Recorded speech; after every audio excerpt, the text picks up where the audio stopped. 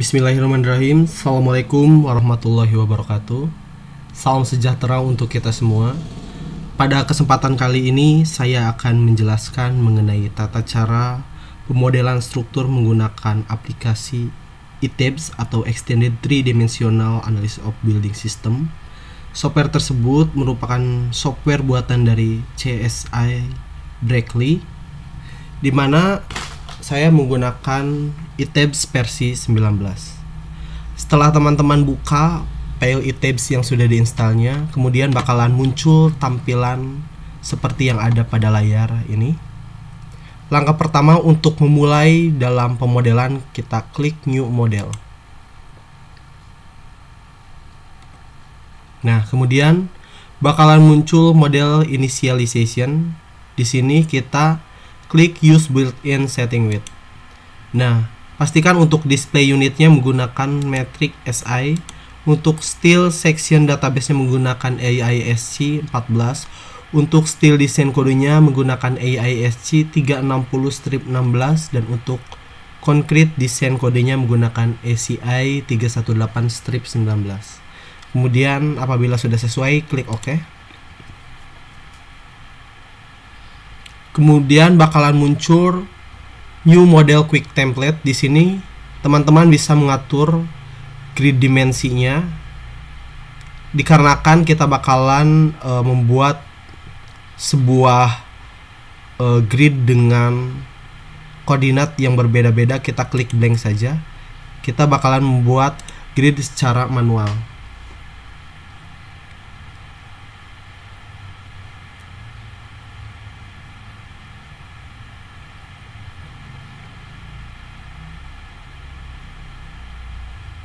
Nah, sebelum teman-teman nanti mulai untuk membuat pemodelan struktur, alangkah baiknya teman-teman mempersiapkan terlebih dahulu untuk data-data perencanaan yang kalian akan gunakan sesuai dengan aturan-aturan yang ada pada buku pedoman yang telah diberikan. Terus persiapkan juga beban-beban, baik beban mati atau beban hidup yang akan digunakannya, dan aturan-aturan standar nasionalnya maupun PPWRG sebagai pendukung. Nah, supaya tidak berat, di sini untuk 3D view-nya di close terlebih dahulu.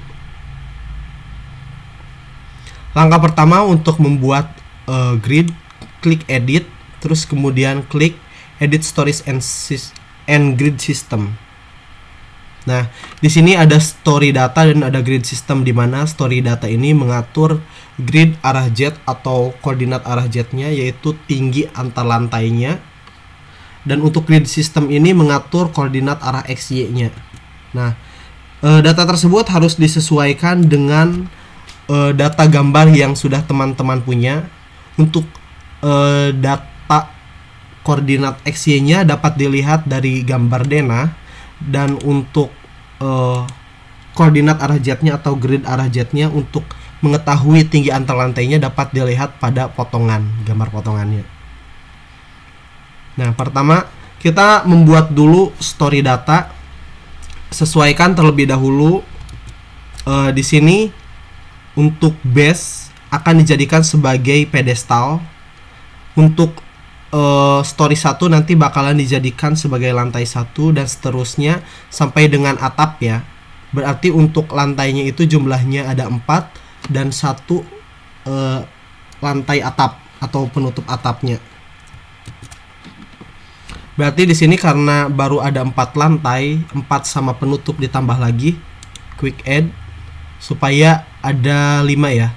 5 itu lantai 1, lantai 2, lantai 3, lantai 4, dan yang terakhir story 5 itu sebagai lantai penutupnya. Kemudian klik modify show story data. Nah, di sini dirubah terlebih dahulu supaya lebih memudahkan. Di sini untuk base berarti kita ganti jadi pedestal.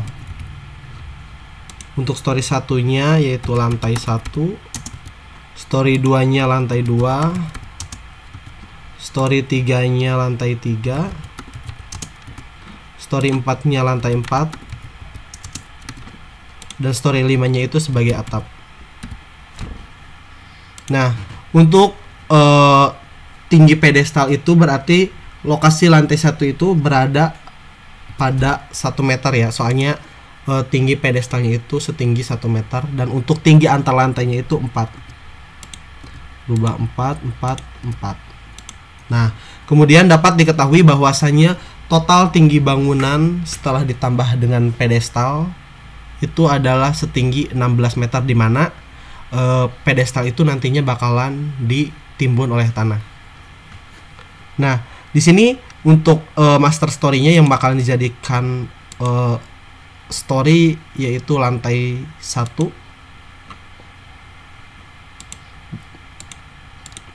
Maka yang lainnya kita nokan saja.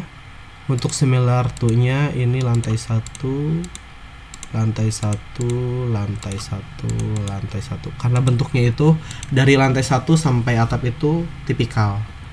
Nah, kemudian untuk splash story-nya abaikan saja. Untuk splash height meternya kita abaikan saja. Untuk story color-nya tinggal disesuaikan saja sesuai dengan selera teman-teman ya. Di sini klik OK apabila sudah. Nah, apabila tadi kita mengatur untuk tinggi antar lantainya atau dalam story data, kemudian kita bakalan mengatur untuk grid arah XY-nya. Di sini klik modify saja langsung. Nah, untuk yang pertama kita bakalan mengatur koordinat arah X. Diklik dulu denahnya. Koordinat arah X berarti arah sini ya, untuk arah X itu. Nah, dimana nanti di sini bakalan dijadikan sebagai titik pusat koordinat atau koordinat 0.0, 0 arah X dan 0 arah Y-nya. Nah, di sini klik add. Untuk koordinat arah X-nya saya menggunakan grid ID-nya berupa number. Koordinat awalnya berarti 0. Terus koordinat selanjutnya itu adalah 3 meter per 3 meter ya. Nah, meskipun di sini per 6 meter jarak kolomnya, tapi tetap karena ada di tengahnya ada balok, maka koordinat balok ini harus diketahui juga lokasinya.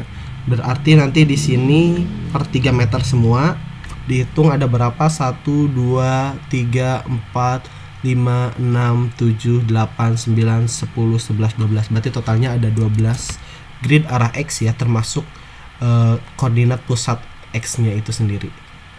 Di sini per 3 meter add sampai 12. Nah, ini 10, 11, 12 yang terakhir. Nah, kemudian selanjutnya kita bakalan mengatur koordinat arah Y-nya. Klik add. Nah, untuk grid arah Y saya menggunakan grid ID berupa alfabet supaya tidak bingung. Nah, nanti di sini dilihat 4 4 2 3. Berarti di sini 4 tambah 4 tambah 2 tuh berarti 10. Kemudian tambah 4 lagi berarti 14.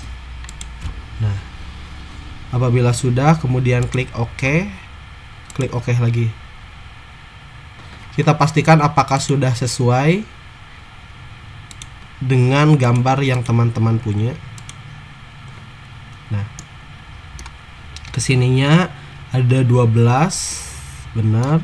Kesininya 4 4 2 4. Sudah sesuai dengan gambar yang teman-teman punya ya. Nah, selanjutnya sebelum kita mulai menggambar strukturnya, kita membuat dulu data-data material yang akan digunakannya. Klik add new material saja. Nah, dikarenakan material utama dalam tugas perencanaan beton ini adalah beton, maka untuk material type-nya kita menggunakan konkrit. Untuk standarnya kita userkan saja, soalnya kita bakalan custom untuk mutunya karena berbeda pada setiap negaranya untuk mutu betonnya. Nah, di sini saya bakalan menggunakan mutu beton dengan kekuat tekan FC-nya itu sebesar 30 MPa. Teman-teman bisa memilih bebas sesuai yang ada pada buku panduan Nah, untuk weight per unitnya untuk beton itu tuh adalah sebesar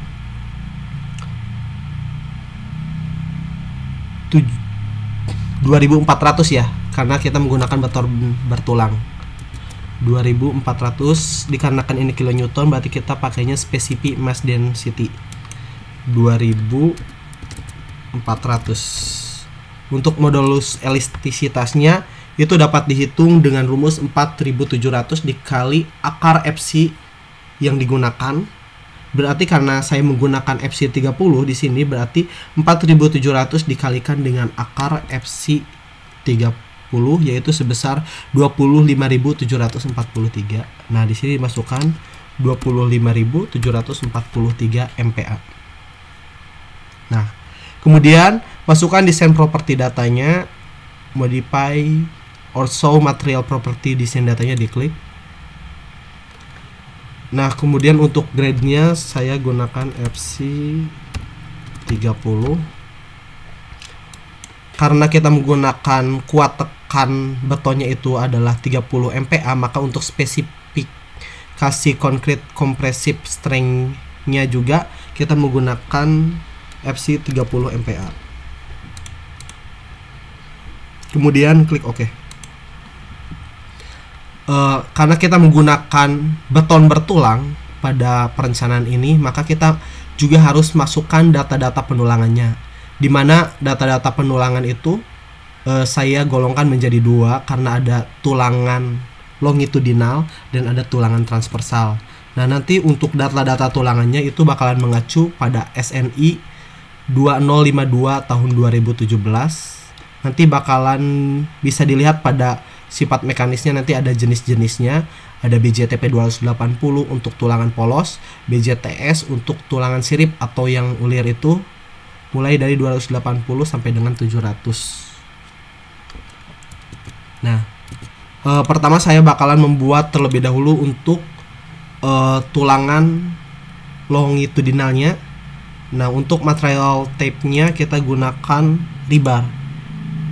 Standarnya klik user karena kita bakal membuat secara custom, klik OK. Nah, untuk material name-nya saya kasih nama tulangan longitudinal. Di sini saya bakal menggunakan tulangan longitudinal dengan sirip ya. Soalnya untuk tulangan memanjang itu biasanya menggunakan sirip atau ulir. Saya gunakan BJTS 420A.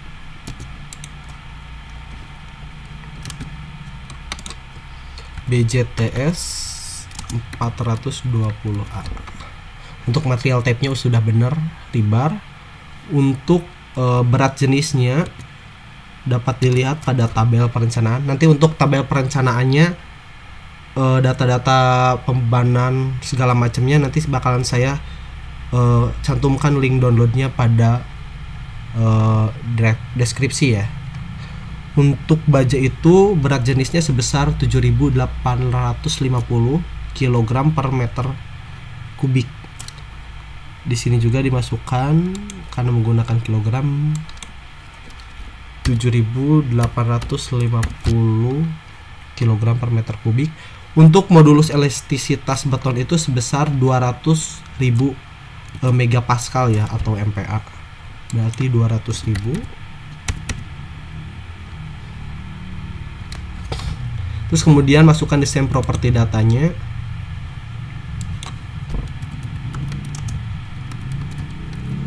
Nah, untuk minimum yield strength atau minimum kuat lelehnya, terus minimum tensile strength untuk minimum kuat tariknya itu dapat dilihat pada tabel SNI 2052 tahun 2017. Nah, di sini dapat dilihat bahwasanya untuk BJTS 420 itu memiliki kuat leleh minimumnya itu sebesar 420 dan untuk kuat tariknya itu 525. Nah, kita masukkan di sini 420 untuk kuat lelehnya dan 525 untuk kuat tariknya. Nah, untuk expected yield strength-nya sesuai SNI itu dikalikan 1,25 ya. berarti ini 420 dikalikan 1,25. Di sini juga 525 dikalikan 1,25. Kemudian klik OK. Nah, data-data sudah dimasukkan semua. Untuk koefisien optimal expansion-nya kita abaikan saja, klik OK. Nah, kemudian apabila tadi kita membuat tulangan arah longitudinal, maka kita bakalan membuat untuk tulangan arah transversalnya. Klik add new material. Sama untuk material type-nya rebar. Di sini saya beri nama tulangan transversal. Nah, untuk tulangan transversalnya saya bakalan menggunakan tulangan polos yaitu BJTP 280. BJTP 280. Nah, untuk berat jenisnya masih sama 7850 kg per meter kubik, dan untuk modulus elastisitasnya juga masih sama yaitu sebesar 200.000 megapaskal. Terus masukkan desain properti datanya. Nah, di sini dapat dilihat bahwasanya untuk kelas baja tulangan BJTP 280 itu memiliki kuat leleh minimal 280 dan kuat tariknya itu sebesar 350.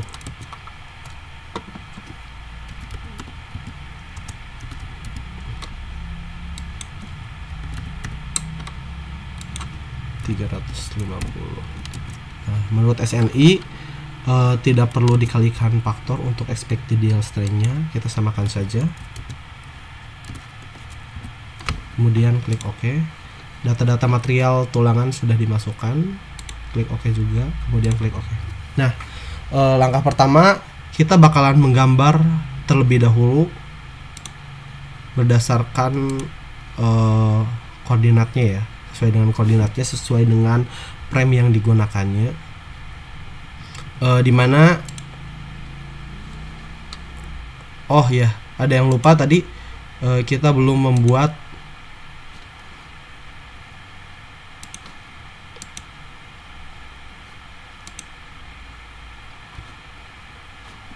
frame propertiesnya.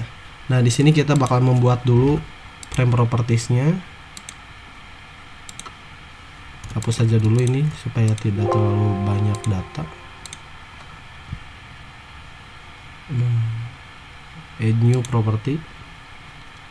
Kita gunakan concrete.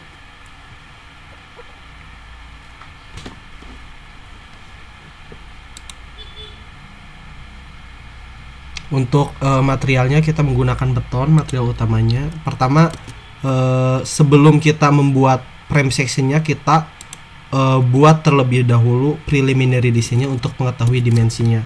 Nah, untuk pembuatan atau perencanaan dimensinya saya mengacu pada SNI beton tahun 2013 yaitu SNI 2847.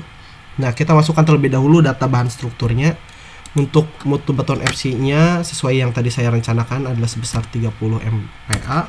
Untuk tegangan leleh bajanya yaitu 420, karena di sini saya menggunakan BJTS 420A, dan untuk tegangan lelehnya saya menggunakan BJTP 280. Nah, menurut SNI 2847 tahun 2013 pada pasal 9.5.2.2 itu dapat dihitung rencana untuk tinggi dan lebar balok itu dipengaruhi oleh bentang baloknya. Nah, kita masukkan di sini.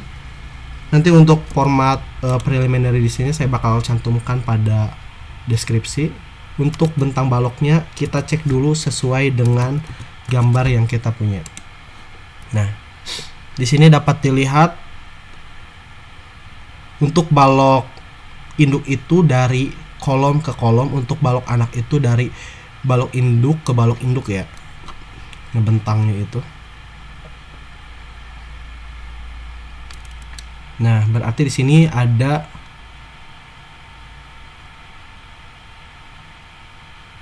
empat jenis ya, 4 jenis balok induk, dimana ada balok induk ukuran 6 meter yang paling panjang, kedua yang paling panjang yaitu 4 meter, terus kemudian ada yang 3 meter dan ada juga yang 2 meter.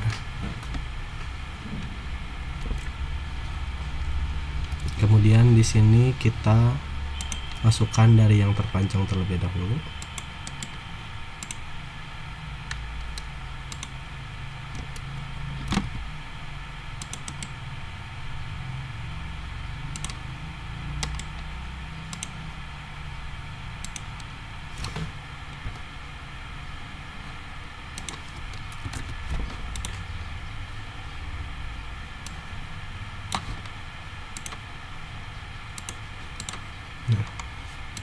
Balok induk 1 berarti bentang paling panjang itu 6 meter, kedua itu adalah 4 meter. Di sini saya menggunakan satuan milimeter ya, 3 meter, dan yang terakhir itu adalah bentangnya 2 meter. Nah, terus kemudian kita bulatkan ke atas supaya kuat. Berarti apabila ini untuk tingginya itu 375, kita bulatkan menjadi 400. Ini saya bulatkan tetap 250, ini menjadi 200. Ini juga untuk balok induk 4-nya. Kalau 150 nanti untuk lebar baloknya nggak mungkin, berarti saya buat 200 juga. Kita samakan saja, berarti untuk bentang 3 meter dan untuk bentang 4 meter berarti kita hapus saja di sini. Ini untuk lebar baloknya itu bisa diambil 1/2 atau 2/3 dari tinggi baloknya. Nah, kita bulatkan ke atas. Di sini saya menggunakan 2/3 dari tinggi baloknya. Berarti kita bulatkan menjadi 300, ini dibulatkan menjadi 200, dan ini dibulatkan menjadi 150. Nah, untuk balok anaknya itu membentang pada balok induk ini ya, balok induk yang 6 meter. Berarti panjang bentang baloknya itu 4 meter. Nah, ini diambil 2/3 dari balok induknya yang panjang 4 meter itu 250, berarti bisa diambil 200. Dan untuk itunya, kalau 100 terlalu kecil, kita buat 150 saja. Nah, kemudian untuk kolomnya itu harus lebih besar daripada tinggi balok yang paling besar. Nah, di sini dimana saya bakalan merencanakan bahwasanya kolom 1 bakalan digunakan untuk lantai 1 dan lantai 2, sementara kolom 2-nya itu untuk lantai 3 dan lantai 4. Nah, kemudian pertama di sini saya bakalan membuat untuk kolom terlebih dahulu. Kolom yang pertama itu saya namai K1, untuk materialnya sama beton FC 30 MPa. Untuk dimensinya 500 dikali 500. Nah, kita masuk dulu properti modifiers atau show modifier. Nah, di sini untuk kolom itu bakalan kena modification faktor sebesar 0,7 untuk momen inersianya saja ya. Di sini klik reinforcement-nya. Nah, untuk desain tipenya sudah benar menggunakan kolom, reinforcement konfigurasinya benar rektanguler. Terus untuk rebar materialnya dirubah dulu. Untuk tulang longitudinal kita sesuaikan dan transversalnya juga kita sesuaikan. Nah, dikarenakan pada tahap awal ini kita hanya mendesain terlebih dahulu, belum mengecek, maka nanti untuk data-data penulangannya kita abaikan terlebih dahulu dan kita klik reinforcement to be design. Kemudian klik OK. Klik OK juga. Ini hapus saja karena tidak digunakan ya. Terus kemudian kita buat untuk dimensi kolom 2-nya. Kita add copy saja supaya lebih cepat. Tinggal merubah nama sama dimensinya saja. Berarti di sini K2 untuk dimensinya 400 kali 400.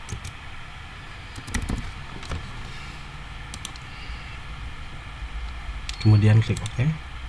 Selanjutnya saya bakalan membuat data frame properties untuk balok.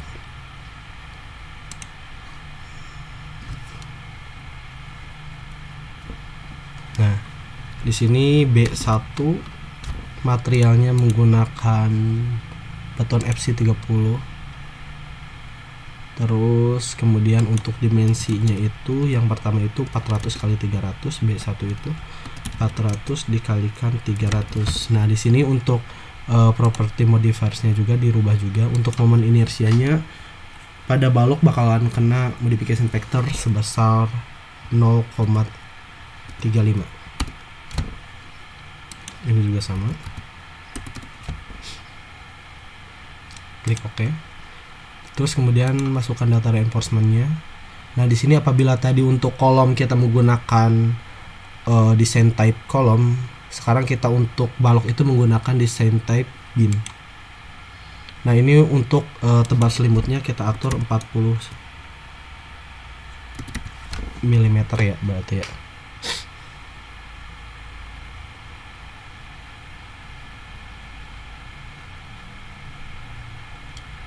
Terus untuk rebar materialnya untuk tulangan longitudinal kita sesuaikan, dan untuk tulangan transversalnya juga disesuaikan. Klik OK. Klik OK lagi. Nah, kemudian kita membuat untuk balok induk 2 supaya lebih cepat, tinggal merubah pada dimensi sama namanya saja, maka kita klik add copy of property. Nah, kita namanya B2, untuk dimensinya itu adalah 250 kali 200, 250 kali 200. Kemudian kita klik OK. Add copy of property lagi untuk membuat balok tipe 2, balok tipe 3. Untuk dimensinya balok tipe 3 itu adalah sebesar 200 dikali 150.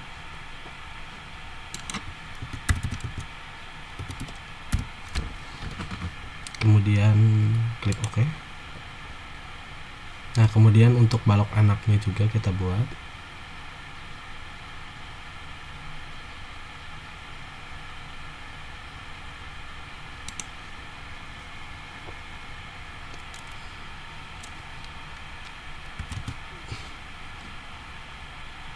Untuk dimensinya sama ya di sini. Klik OK saja langsung. Nah, berarti untuk frame propertiesnya kita sudah masukkan semua. Kemudian kita klik OK. Nah, selanjutnya kita menggambar desainnya. Pertama saya bakalan menggambar dulu untuk pedestalnya. Di sini saya klik ini aja, quick draw saja biar cepat untuk kolom. Nah, pastikan di sini untuk kolom pedestal itu menggunakan K1 disamakan dengan kolom lantai 1 dan lantai 2. Ini harus pas tepat pada gridnya ya, nanti bakal muncul tanda plus, garis silang berwarna merah dan kotak berwarna biru. Kita buat sesuai dengan denah kolom yang ada pada gambar.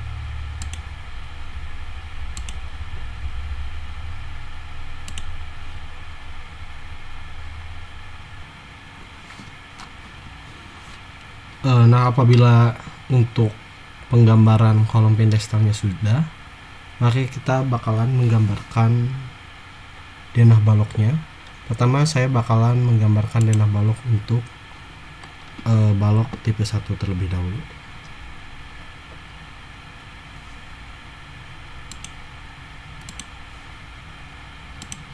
Dimana balok tipe 1 itu bakalan membentang pada ke kolomnya yang berjarak 6 meter.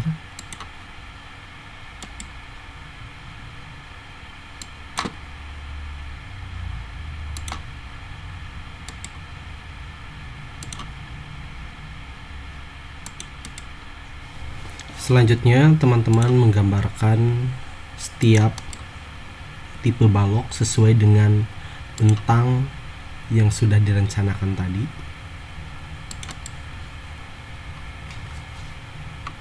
Nah, setelah prime section kita masukkan semua, kemudian kita membuat terlebih dahulu section properties untuk si platnya sesuai dengan tebal perhitungan plat yang sudah teman-teman buat pada sesi sebelumnya.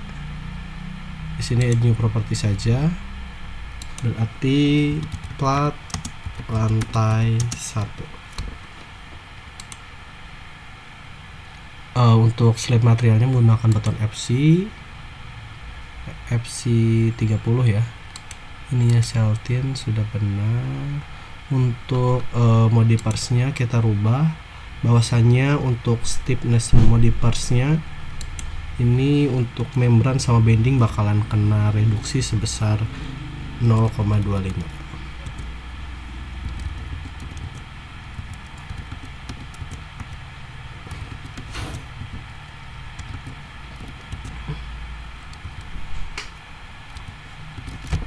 Kemudian klik OK. Untuk plat lantai 1 saya asumsikan untuk tebalnya sesuai dengan perhitungan itu sebesar 150 mm. Kemudian tipenya tipe slab, klik OK. Delete dulu supaya tidak mengganggu. Nah, kemudian add copy property saja biar tinggal merubah nama sama tebal platnya. Untuk namanya berarti ini plat lantai 2 sampai 4. Tebalnya itu kemarin 120 kalau tidak salah. Klik OK. Kemudian add new property, add copy of property lagi kita buat untuk plat atap. Untuk plat atap itu tebal rencananya adalah 100 sesuai dengan perhitungan kemarin. Klik OK. Pokoknya nanti untuk tebal-tebal platnya itu disesuaikan dengan perhitungan yang telah kalian buat. Klik OK. Nah, di sini untuk plat itu meskipun perhitungan manualnya itu dari balok ke balok, tapi untuk penggambaran pada itipsnya itu dari kolom ke kolom.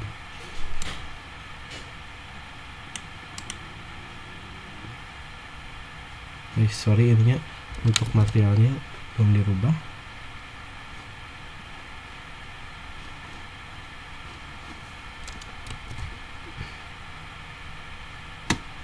Untuk materialnya menggunakan plat lantai 1 ya, karena ini di lantai 1.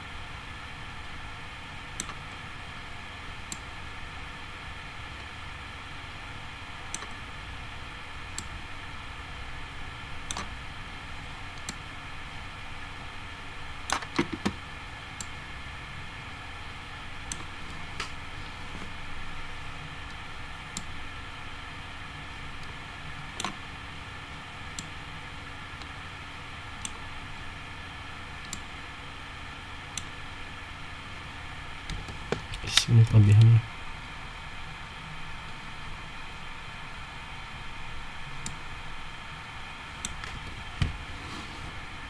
Kemudian apabila sudah digambarkan untuk frame balok dan lantainya. Kemudian kita untuk memudahkan kita replicate saja ke atas, nanti kita tinggal rubah saja material datanya, bukan material data, maaf, frame sectionnya. Kita kopikan saja.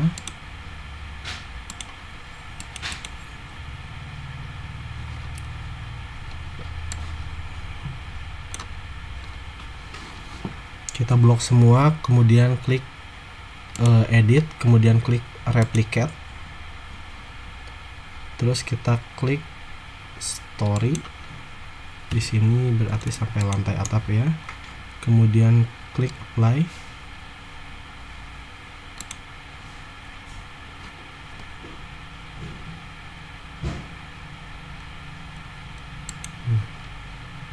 Kita cek terlebih dahulu dalam tampilan 3D. Udah ya. Berarti di sini ada yang dihapus karena untuk selasar depan ini hanya pada lantai 1 dan lantai 2 itu hanya berfungsi sebagai atapnya saja. Berarti di sini kita hapus. Sip. Kemudian kita bakalan merubah plat sama kolomnya ya. Plat dari lantai 2, 3, 4 itu karena berbeda, maka kita klik select dulu, select, terus kemudian klik property, klik slab section. Nah, kemudian kita klik plat lantai 1. Nah, semua akan berarti ya yang kenanya. Kemudian di sini kita klik select, klik stories, karena kita kecualikan untuk atap sama lantai 1 ya. Berarti untuk lantai 1 sama atap itu nanti lantai 1 menggunakan plat lantai 1, untuk atapnya menggunakan plat atap. Akan kita diselect terlebih dahulu, masuk ke cell, kemudian slab sectionnya kita rubah menjadi plat lantai 2 sampai 4. Nah, di sini bakal berubah ya. Nah, kemudian satu lagi yang belum, yaitu plat lantai yang paling atas bakalan dirubah menjadi plat atap. Berarti kita diselect untuk lantai satunya karena sudah benar menggunakan plat lantai tipe 1.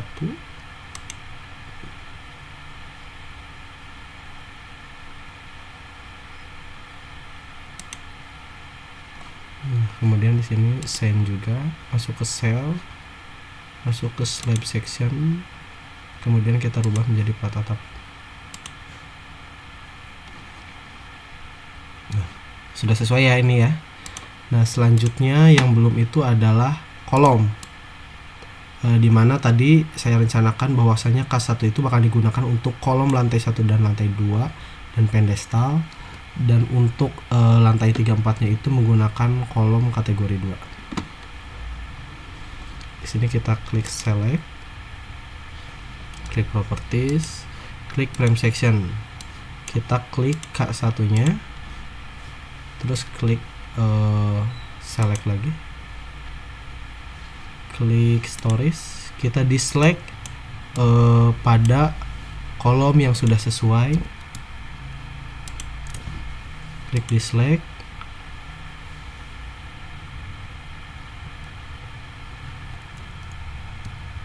berarti ini juga diselect ya, soalnya masuknya ke atap yang itu. Kemudian kita klik assign, terus frame section propertiesnya kita rubah menjadi kolom 2 sesuai perencanaan tadi.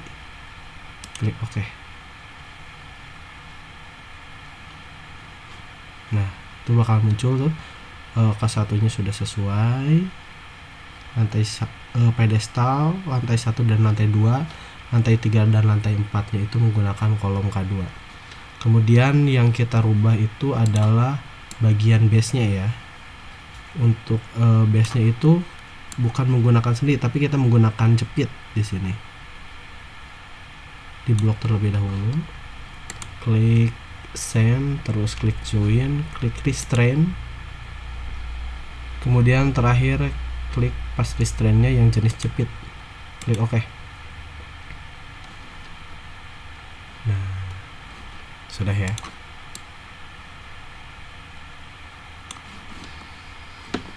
Nah, selanjutnya langsung saja kita masuk ke diafragma belakangan saja. Kita buat untuk load pattern ya. Function dulu deh untuk membuat perencanaan gempa respons spektrum. Nah, di sini kita modify saja. Oh, ternyata harus add new function. Add new function di sini berarti function name-nya nanti disesuaikan dengan wilayah pembangunan yang saya berikan. Di sini saya kasih nama respons spektrum.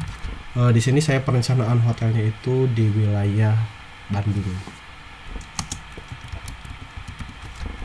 Nah, untuk mengetahui data-data respons spektrumnya, teman-teman bisa buka pada link atau website milik pemerintahan pu.go.id, yaitu namanya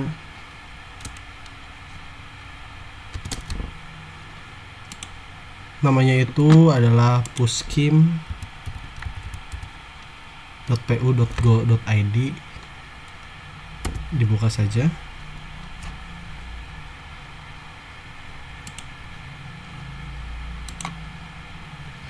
Tunggu sampai nanti kita pilih lokasinya ya.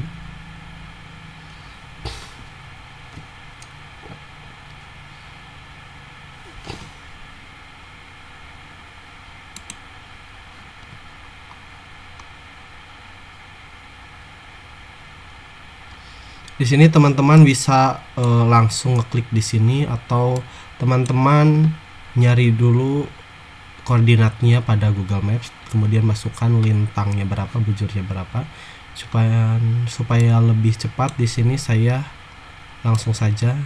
Nah, saya rencananya bakal membuat perhotelannya itu di daerah mana ya? Daerah Dago saja.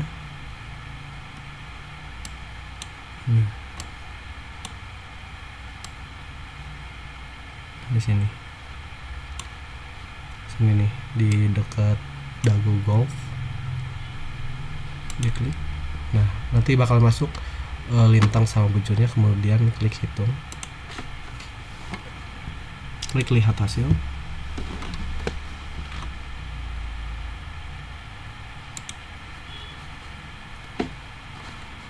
Nah, nanti kemudian bakalan muncul data spektranya ya, spektra percepatannya. Nah, nanti teman-teman sesuaikan dengan jenis tanahnya.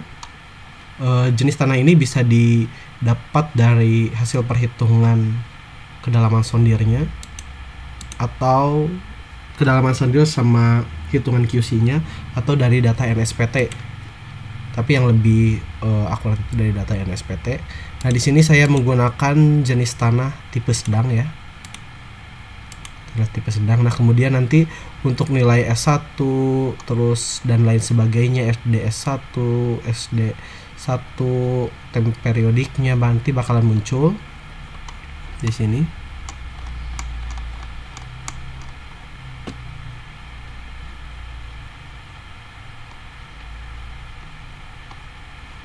Nah, kemudian langsung masukkan saja data-data ini ke items. Nah, di sini untuk jenis, ini masukin manual kita. Untuk SS nya itu adalah sebesar 1,5 ya di sini. 1,5. Untuk S1 nya itu sebesar 0,527. Untuk long period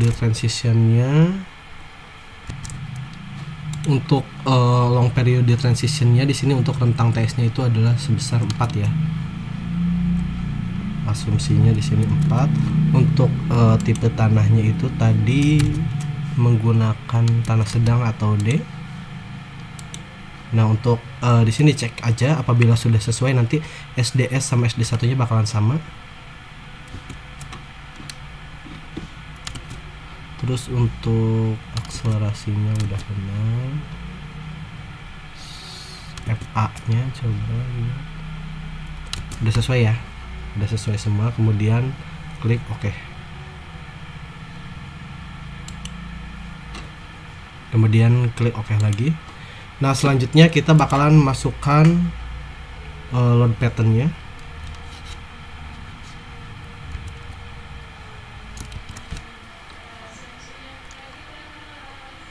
Selanjutnya kita bakalan masuk ke bagian load pattern. Nah, di sini kita memasukkan data-data load pattern-nya, dimana data-data beban yang dimasukkan itu yang pertama ada beban mati.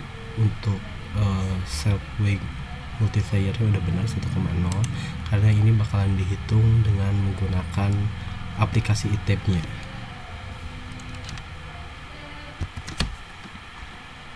Selanjutnya kita memasukkan beban gempa ya. Gempa itu dibagi menjadi dua, ada gempa arah X dan gempa ke arah Y. Nah, kita buat dulu gempa ke arah X dulu.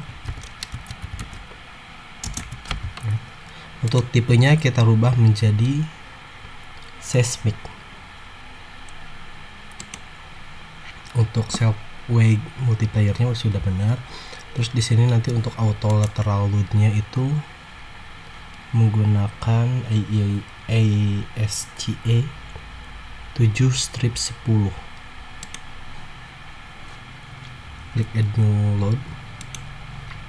Terus satunya itu arah Y. Klik add new load. Nah, selanjutnya kita membuat beban angin sama juga, ada arah X dan arah Y. Tipenya kita rubah menjadi wind. Untuk auto lateral load-nya itu kita menggunakan ASCE 7/05. Add new load. Terus arah Y-nya.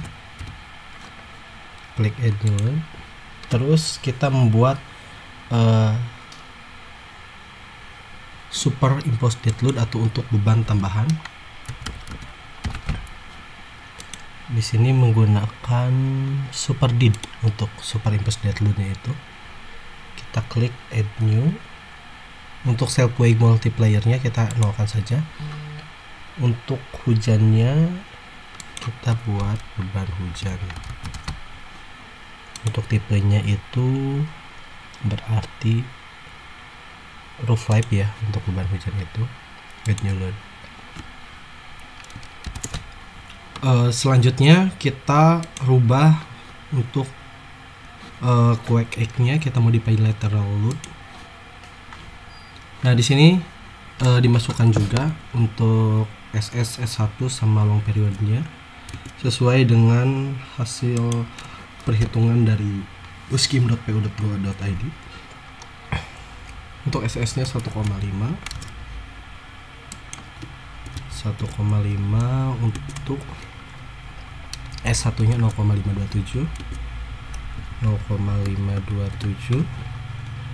Untuk long period transition periodenya itu 4. Dan set kelasnya itu adalah D untuk tanda sedang. Dan nanti untuk SDS sama SD1-nya bakalan menyesuaikan ya. 0,527 ya sama. Nah, terus ini karena quake X-nya itu arah X, maka untuk direction yang arah Y-nya kita matikan. Untuk respon modification-nya, terus sistem overstrength dan lain sebagainya dibiarkan default saja, sama default. Kemudian klik OK. Nah, di sini juga kita rubah juga modify and lateral load. Nah, di sini kan sekarang arah Y, maka untuk directionnya arah X-nya kita matikan. Untuk SS-nya itu sebesar 1,5. ininya 0,527, untuk long periodenya itu 4 detik, untuk jenis tanahnya itu adalah sedang atau D. Kemudian klik OK. Selanjutnya kita masukkan beban angin ke arah X secara manual. Nah, sebelum memasukkan, kita cari terlebih dahulu kecepatan angin pada daerah pembangunan gedung tersebut.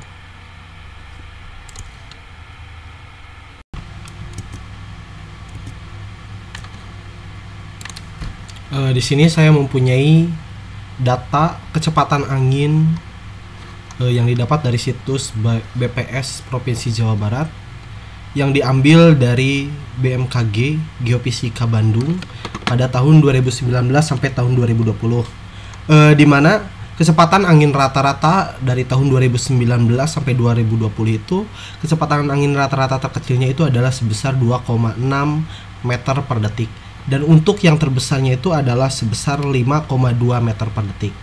Atau dalam arti kata lain, apabila kita mencari dalam satuan miles per hours atau MPH itu berarti 5,2 yang terbesarnya 5,2 yaitu adalah sebesar 11,6321.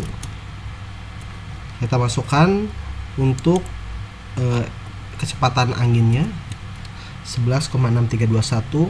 Untuk importance faktornya udah betul 1. Untuk topographical factor KJT-nya juga udah benar 1, karena di sini saya menggolongkan bahwasannya gedung dan struktur bangunan lain itu tidak memenuhi semua kondisi yang disyaratkan pada pasal 268.1 ini. Nah, maka KJT-nya itu adalah sebesar 1,0. Untuk gas faktornya itu adalah sebesar 0,85, dan untuk directionally faktor atau KD-nya itu adalah sebesar 0,85, dikarenakan untuk tipe strukturnya itu adalah bangunan gedung, yaitu KD-nya sebesar 0,85, berarti sudah sesuai ya. Terus untuk band exposure parameternya kita default saja. Di sini klik OK. Sama juga untuk wind arah Y-nya, untuk kecepatan anginnya itu adalah sebesar 11,6321 ya. Untuk important factor, topographical factor, gas factor, directional factor dan lain sebagainya itu sudah sesuai, maka langsung saja klik OK. Klik OK juga. Selanjutnya kita masuk pada load gas. Nah, di sini sudah ada load gasnya. Pertama kita rubah dulu quick egg, kita modif. Nah, dimana untuk load gas type-nya kita rubah menjadi response spectrum. Nah, kita add di sini. Nah, untuk arah X itu untuk arahnya itu benar U1, dan untuk function-nya kita rubah menjadi response spectrum.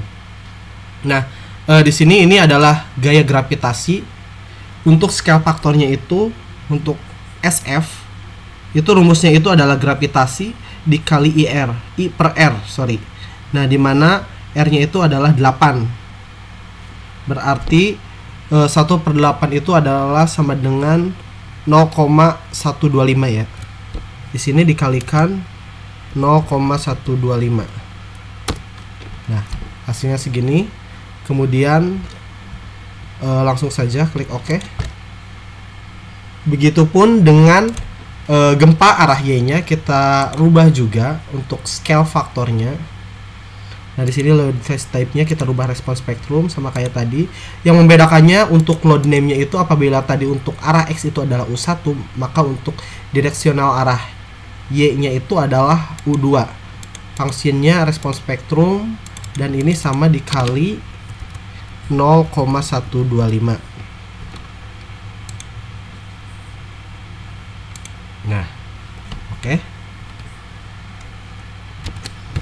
Apabila teman menanyakan dari mana sih itu 1/R, R-nya itu bisa 8. Nah, dikarenakan pada perencanaan ini menggunakan sistem rangka, sistem pemikul gaya seismiknya itu SPRMK atau sistem rangka pemikul momen khusus, dilihat apabila koefisien modifikasi responnya itu adalah sebesar 8 di sini.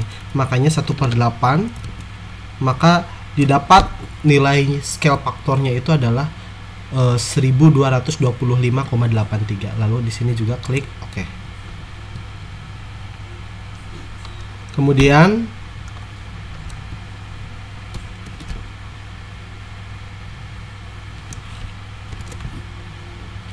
klik OK. Selanjutnya kita masuk ke load combination. Nah, dimana kita untuk kombinasi beban ini kita bakalan mengacu pada SNI tahun 1727 tahun 2013.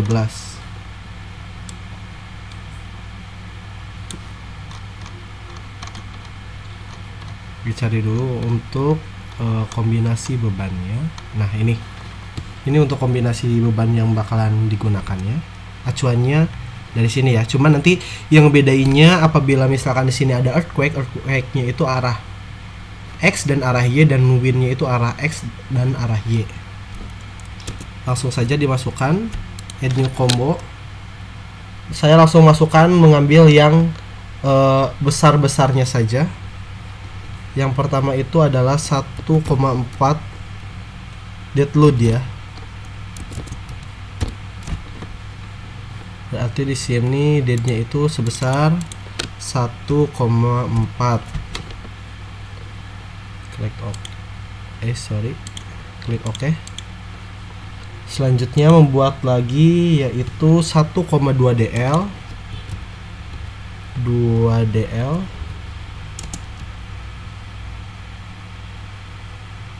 plus 1,6 live load plus 0,5 rain atau hujan ya. Berarti di sini untuk dead-nya itu 1,2, untuk live-nya itu 1,6, untuk hujannya sebesar 0,5. Di sini klik OK.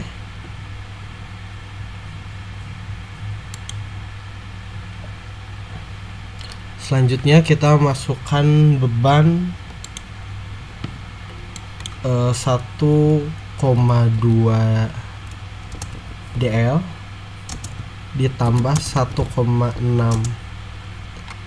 rain roof light ditambah 0,5 wind arah X. Di sini untuk deadnya 1,2, untuk rainnya 1,6, dan untuk wind arah X nya yaitu sebesar 0,5. Klik OK. Di sini add copy combo saja supaya mudah. Add copy combo, dan win X nya kita rubah menjadi win Y.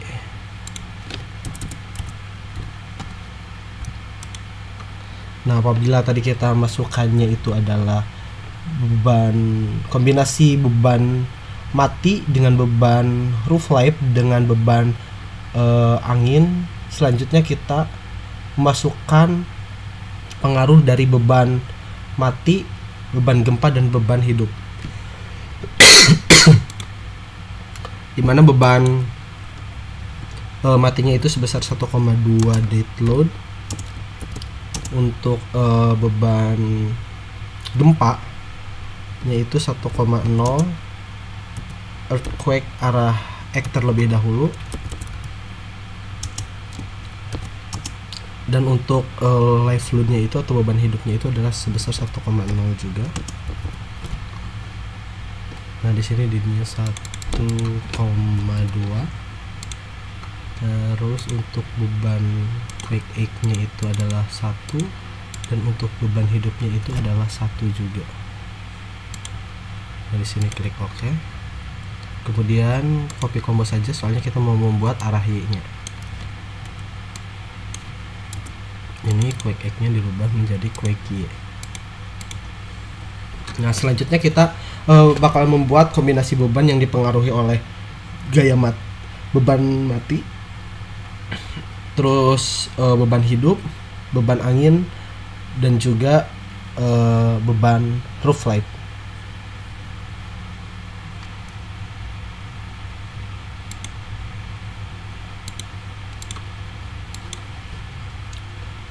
(1,2 DL ditambah 1,0 WE ditambah 1 LL ditambah 0,5 R.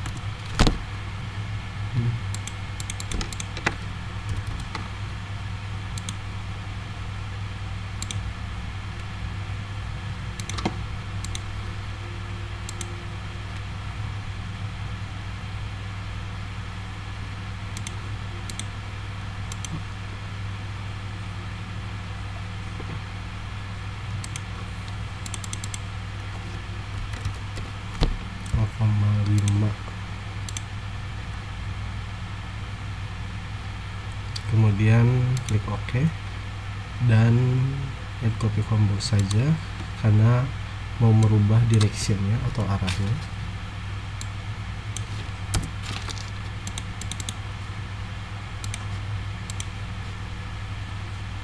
Lalu cukup sekian load combination atau kombinasi beban yang dimasukkan pada perencanaan ini. Klik OK saja. Untuk sesi memasukkan bebannya, baik beban pada frame maupun beban pada plat, bakalan dilanjutkan pada video selanjutnya. Terima kasih. Wassalamualaikum warahmatullahi wabarakatuh.